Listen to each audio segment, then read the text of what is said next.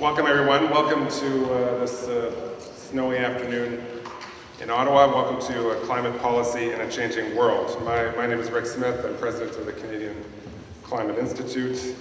Bienvenue à la conférence La politique climatique dans un monde en évolution.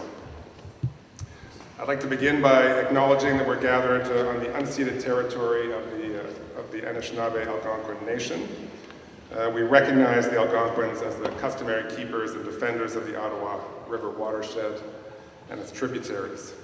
Nous rendons hommage à leur longue tradition d'accueil de nombreuses nations sur ce magnifique territoire et nous défendons et promouvons la voix et les valeurs de notre nation hôte. I'd like to also begin by thanking our sponsor for this event, the Hussein Foundation.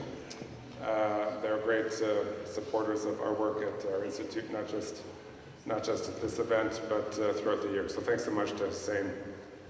I'm looking at you there, Hussein Foundation. And also thanks for coming from Vancouver. Just a couple of quick introductory remarks from me. Look, I'm one of those Canadians, one of those many Canadians this past year who put a flag up on my house. Truth be told, I've never bought a Canadian flag before, but judging by the length of time it took for the flag and the flagpole I was looking for to get into stock at Canadian Tire last July, clearly a lot of Canadians were thinking the same thing about this time last year. The Trump administration's economic threats against our key industries, casual disregard for our sovereignty, prompted me to make my pride in our country more obvious. In 2026, and after that State of the Union address last night, there's every indication that the Trump administration's behavior will get worse, not better, and we'll be navigating this dynamic for the remainder of his term. He's already referring, of course, to the Canada-US-Mexico Free Trade Agreement as being irrelevant to the US. He's reimposing tariffs despite his recent loss at the Supreme Court.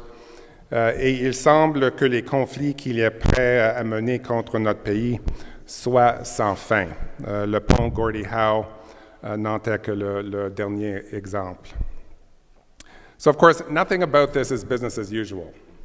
And climate change policy is caught right in the middle. As he explained at length, it's actually a really illuminating speech, as he explained at length in a speech at the UN in September of last year, Donald Trump believes climate change is a con job, that renewable energies such as wind and solar are a scam that should be eliminated. But meanwhile, in the rest of the world, decarbonization is accelerating. It is not slowing down.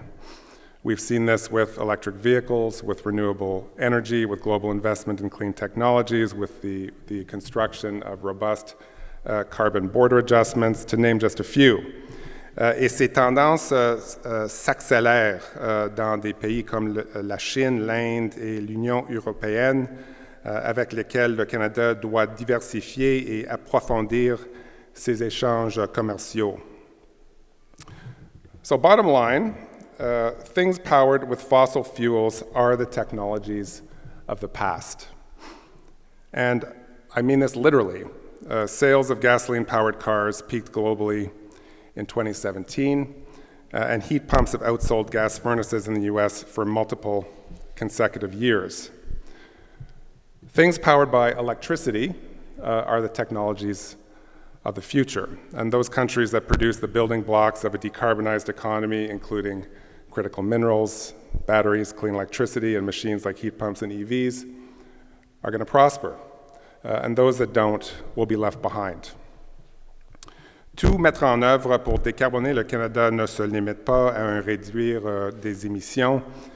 C'est aussi, et pour le souligner, c'est une contribution à un avenir meilleur pour notre pays.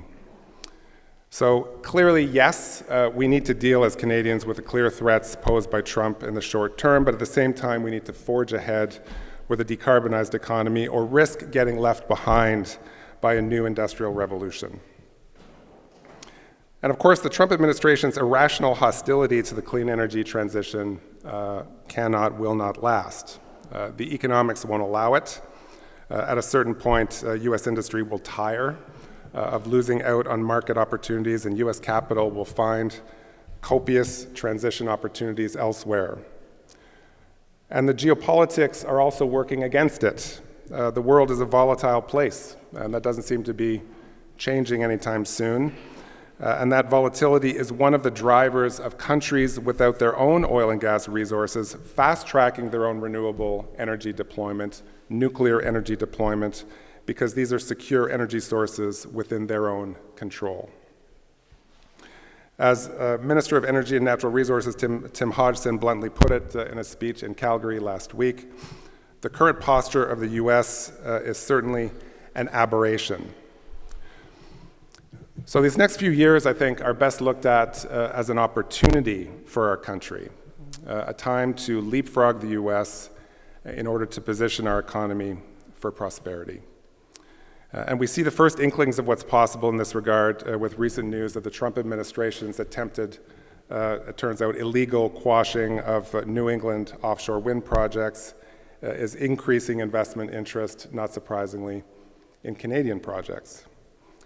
Et les initiatives en cours visant à positionner le Canada comme centre nord-américain de la fabrication de véhicules électriques et de batteries sont encourageantes. So the transition to a cleaner economy isn't just the answer to our atmospheric challenge, but to Canada's economic one as well. Approaching the complexity of the climate change discussion in a clear-eyed and honest way, frankly, doing a gut check on how we're approaching this issue, talking about this issue, researching this issue, is what the Canadian Climate Institute will be doing in the months ahead. We're going to be focusing squarely on the outcomes that will produce both emissions reduction and economic benefits, on the projects that will better knit together our nation, and on building the things that will produce a more affordable and secure future for all Canadians. So to kick off our discussion today at this interesting and I think consequential moment in the climate change discussion in our country, I can't think of a better person to help us interpret this moment, to help us grapple with the implications for Canada than Michael Liebreich. Michael is a global thought leader on clean energy, transportation, technology, climate, and finance. His analysis is always incisive, it's engaging, it's rooted in his lengthy experience as a successful venture capitalist, entrepreneur, and business executive. He is currently co-managing, he's done a lot of things, but at the moment, he's currently co-managing partner of EcoPragma Capital. He's CEO of Liebreich Associates. He's been a board member or advisor to numerous organizations, including the OECD, the UK Board of Trade, Transport for London, the Norwegian multinational energy company Equinor, and Calgary-based Ever Technologies. So he's intimately familiar with our country. Michael, of course, is the founder of Bloomberg New Energy Finance.